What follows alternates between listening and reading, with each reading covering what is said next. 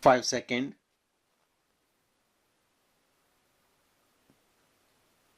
Start.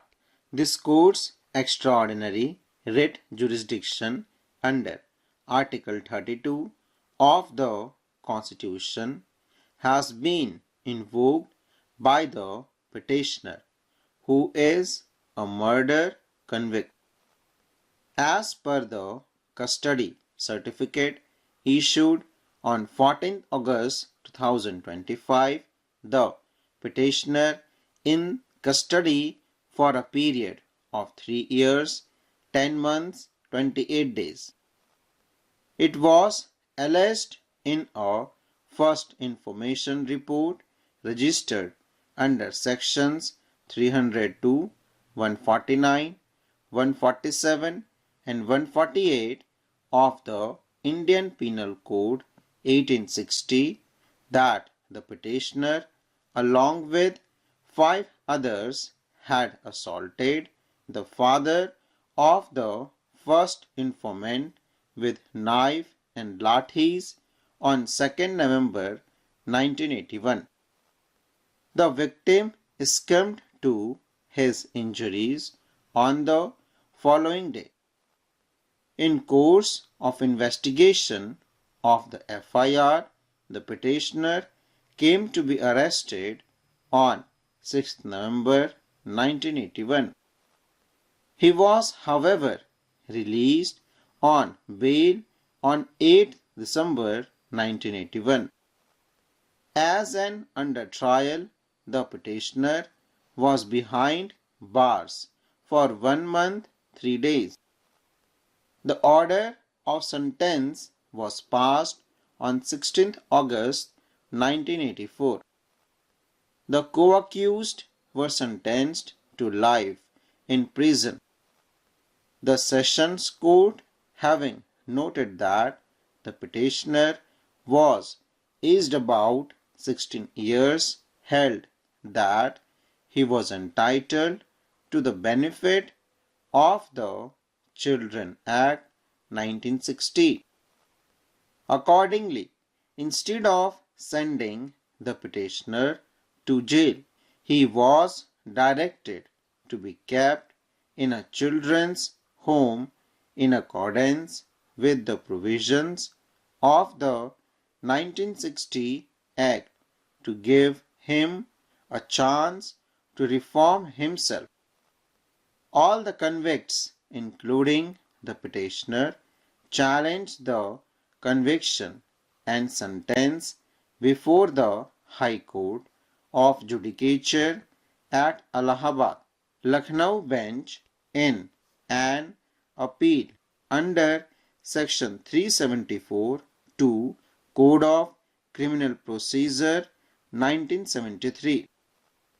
By the judgment and order dated 7th April 2000, the High Court acquitted the appellant and allowed the appeal. The State of Uttar Pradesh, aggrieved by the acquittal, appealed to this court. By a judgment and order dated 8th May 2009, a coordinate bench of this court reversed the order of acquittal and restored the conviction and sentence imposed by the Sessions Court. The concluding paragraph of the order also restored the order of the Session Court to the petitioner. The petitioner absconded.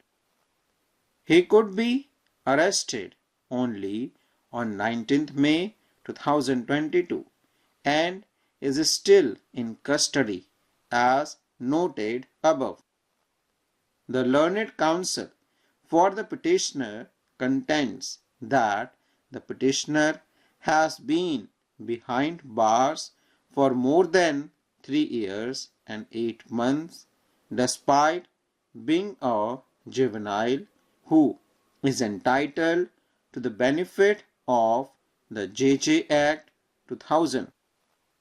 According to him, the maximum period of detention of a juvenile is 3 years as per section 15 1G, and detention in excess of such period of 3 years would amount to an illegal detention.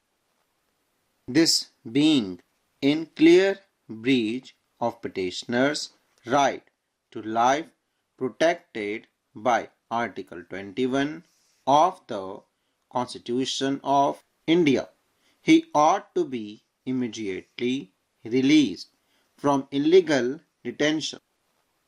From the factual narrative, the undisputed fact is that the petitioner was 12 years 5 months old on the date of the incident. This court has acknowledged such fact in its order dated 8th May 2009. Having read the judgment and conviction rendered by the Sessions Court, which was ultimately upheld by this court, it is clear that apart from one assailant who was armed with a knife, the other assailants had lathis in their hands which were used by them to beat the victim. The victim died as a result of multiple injuries caused by user of knife as well as lathis. In the absence of any specific role played by the petitioner, the Sessions Court recorded conviction against the petitioner by taking aid of Section 149 of the IPC, that is, he was member of an unlawful assembly which perpetrated an act in furtherance of a common object and therefore would be liable thereunder. Be that as it may, the petitioner has suffered incarceration for more than the period permissible in law. Moreover, the purpose for which the Session Court directed the petitioner to be kept in a children's home is no longer feasible now. No provision in the 1960 Act has been brought to our notice that creates a legal impediment and thus limits our authority to grant relief to the petitioner. Incidentally, the developments in legislation in relation to juvenile justice introduced by the Parliament from time to time can hardly be overlooked.